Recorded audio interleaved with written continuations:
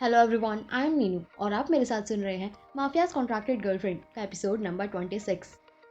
ऐसे ही 1-2 महीने बीत गए। प्रिया का प्यार आद्विक के लिए काफ़ी बढ़ चुका था।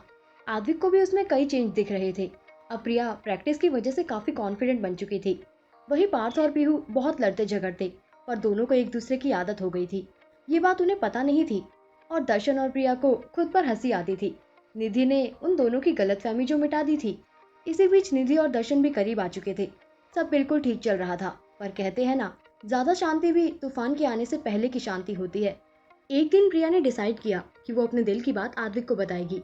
उससे उसके आने का वेट नहीं हो रहा था। उसने कॉल किया। हेलो प्रिंस, कब आओगे? जल्दी आओ ना। आ रहा हूँ, पर बात क्या है? क्या हुआ? बताऊंगी, सब बताऊंगी। फार्म हाउस पर आ जाओ जल्दी से। दर्शन, निधि, पार्थ और पीहू भी जानते थे कि आज प्रिया आद्विक को प्रपोज करने वाली है। वो बहुत खुश थे।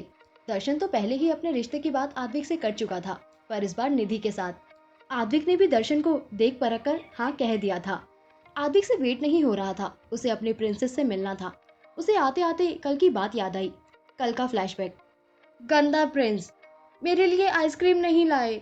मैं बात नहीं करूंगी। अच्छा, मुझसे ज्यादा आइसक्रीम पसंद है तुम्हें? आपसे ज्यादा तो जिंदगी भी नहीं पसंद। आद्विक उसकी तरफ बढ़ते हुए उसकी गर्दन पर होठ रख देता है। प्रिया का शरीर कांप उठता है। आद्विक मुस्कुराते हुए, क्या हुआ? करंट लगा? नहीं नहीं, इन्फेक्शन ठीक हो गया। दोनों खिलखिलाकर हंस पड़े। Flashback and. वही फार्म हाउस का रूम सजाते हुए प्रिया, आपने मुझे इतनी खुशियां दी हैं कि क्या बताऊं। अब तो जिंदगी आपके साथ बिताना चाहती हूँ। पूरी जिंदगी आपको परेशान करूंगी, बहुत सताऊंगी। आपकी वही नॉटी प्रिंसेस बनकर रहूंगी। आपने सच में जिंदगी स्वर्ग बना दी। काश पापा यहाँ होते, पर वो तो इलाज कराने अमेरिका गए हुए हैं।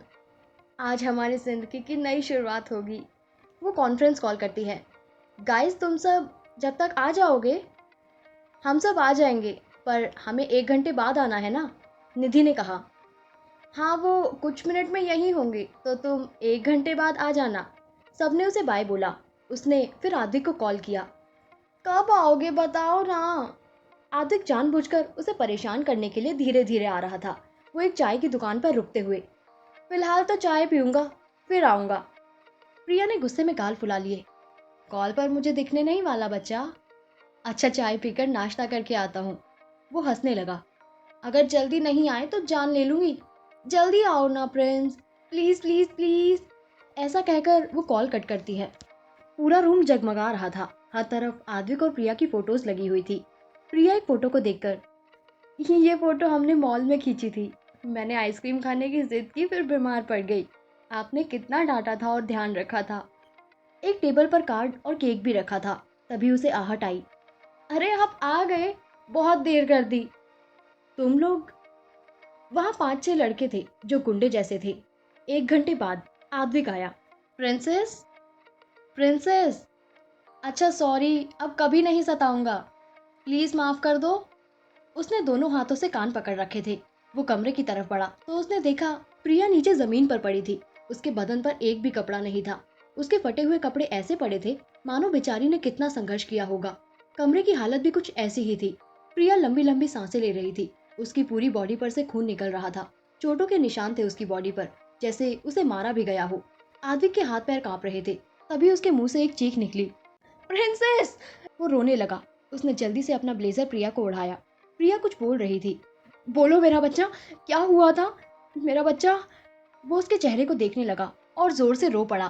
प्रिया धीरे से बोली, मैंने मैंने बहुत ट्राई किया, पर नहीं लड़ पाई।